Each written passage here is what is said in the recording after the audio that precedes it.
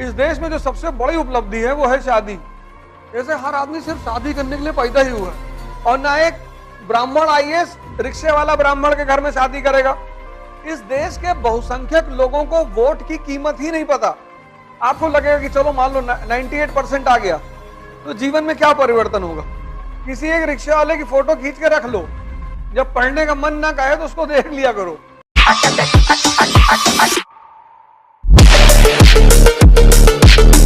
मानव के जीवन की जो सबसे महत्वपूर्ण चीज है वो है एजुकेशन। इस बात को मैं बार बार बोलता हूं। एजुकेशन, एम्प्लॉयमेंट तो बहुत छोटी चीज है, दिलाई देगी। बड़े सारे लोग हैं जो कभी नहीं पढ़े, एसी बनाने का काम सीख लिया, अच्छा पैसा कमाते हैं, फ्रिज बनाने का काम सीख लिया। बड़े सारे ये जो स्कूटर बाइक वगैरह बनाते हैं, आप देखो उन बच्चों को, बहुत अच्छा पैसा कमाते हैं। शिक्षा का उद्देश्य यही था कि तुम्हें बताए कि चीजें ये क्या है, ये क्यों है, ये कैसे है, तभी तो ये खुलेगा। कोई नहीं कहता पूरे भारत में कि मेरा रिश्तेदार रिक्शा चलाता है। किसी ना किसी के तो होंगे ही, हमारे भी होंगे, तुम्हारे भी होंगे, लेकिन ना हम कहेंगे ना तुम कहोगे। सबके रिश्तेदार किसी ना किसी बड़े पद पर बैठे होंगे। वो चाहे तुमको रिश्तेदार हमको ना माने, हो सकता है तुम या हम उनके घर जाएं तो पहचाने ही ना, 20 मिनट तो परिचय देना पड़े। मानवीय प्रवृत्ति है ये मानवीय प्रवृत्ति है, ये गुरु है।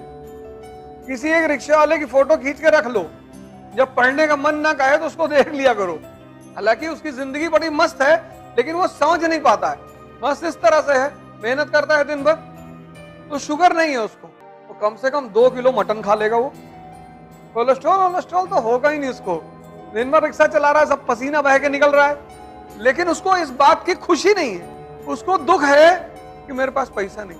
तो ये जो आदमी है, इंसान, इसीलिए इसको दिमाग दिया गया कि भैया तुम किसी चीज को ऐसे मत मानो, हर चीज के पीछे एक रीजन है, उस रीजन को पता करो। ये दुनिया की सबसे वाहियात पढ़ाई है, परसेंटेज वाली, क्योंकि ये डिप्रेशन का शिकार कराती है लोगों को। परसेंटेज, जिस देश में कंपटीशन होता है हर एग्जाम में, वहां परसेंटेज की क्या वैल्यू है।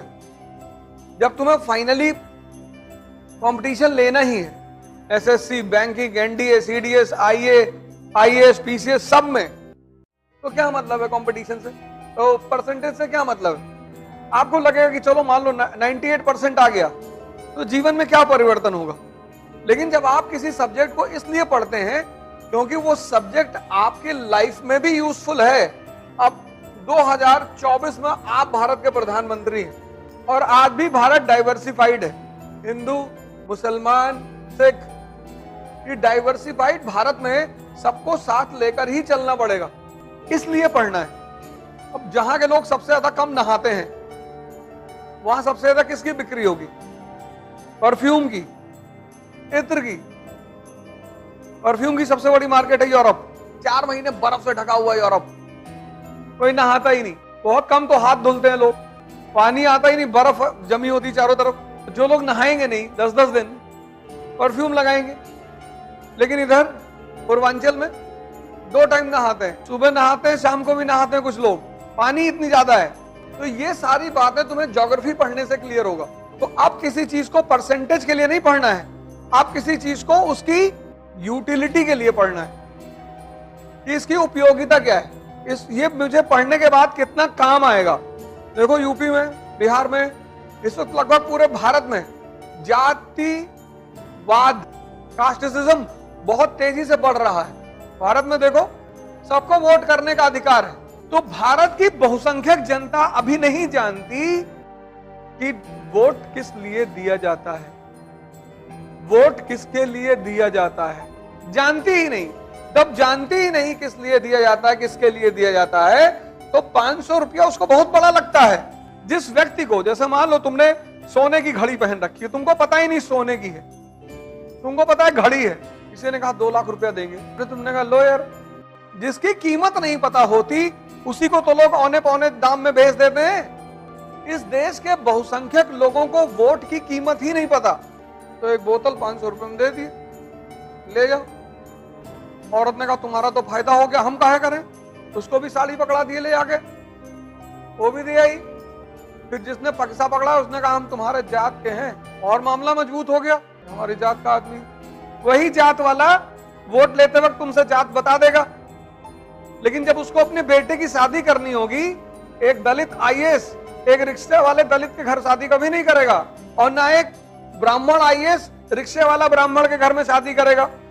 तो इस देश की जो जनसंख्या है बहुसंख्यक, उसको पता ही नहीं चीजें, तभी तो उसका विकास नहीं हो रहा है।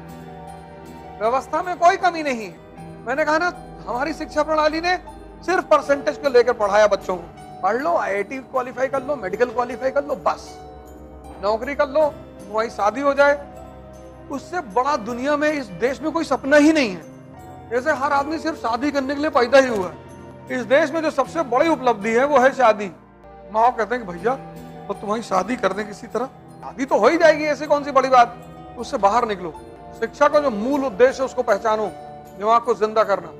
और एक जिंदा दिमाग डॉक्टर बनेगा, आईएएस बनेगा, इंजीनियर बनेगा, मंत्री बनेगा, सब बनेगा। वो सिर्फ नौकरी करने के लिए पैदा नहीं हुआ है। तो मजा आएगा वो साइंटिस्ट बनेगा, उसको मजा आएगा वो राइटर बनेगा। आईएएस नहीं बनेगा तो जीवन खत्म हो जाएगा। अब तुम्हें जो पढ़ना है वो किसी चीज की यूटिलिटी के लिए पढ़ना है। अरे एक से एक लीडर है यार, इस कंट्री में लीडरों की कमी है। अभी मुलायम सिंह जी थे, उनसे बड़ा लीडर इस सदी में पैदा ही नहीं हुआ। प्राइमरी के शिक्षक से इतना ताकतवर इंसान, बहुत तो उनसे चिढ़े भी है सब लोग, तुमसे खुश भी नहीं रहेंगे। तुम्हारे माँ बाप में से एक ही तुमसे खुश रहेगा। खुश तो तुम सबको कर ही नहीं पाओगे दुनिया में। लेकिन उस आदमी की अचीवमेंट, जब तक जिंदा था तब तक दिल्ली उसके कब्जे में थी, अपने ही पार्टी बनाया, खुद ही मुख्यमंत्री बन गया यूपी जैसे प्रदेश में। 92 में समाजवादी बनाई, 93 में समाजवादी पार्टी के सीएम। प्राइमरी का टीचर, कोई गांधी फैमिली का आदमी नहीं। लेकिन जब सम्मान मिलता है तब आदमी को बहुत जागरूक रहना चाहिए। सम्मान मिलने वाले को बड़ा अच्छा लगता है, लेकिन सबसे ज्यादा खतरा उसको होता है। सम्मान अहंकार पैदा करता है, अहम, और अहंकार दिमाग खराब कर देता है। जहां दिमाग खराब हुआ, उपलब्धि को हजम करना सबसे बड़ी बात है। उपलब्धि मिलना बड़ी बात नहीं है, उसको हजम करना।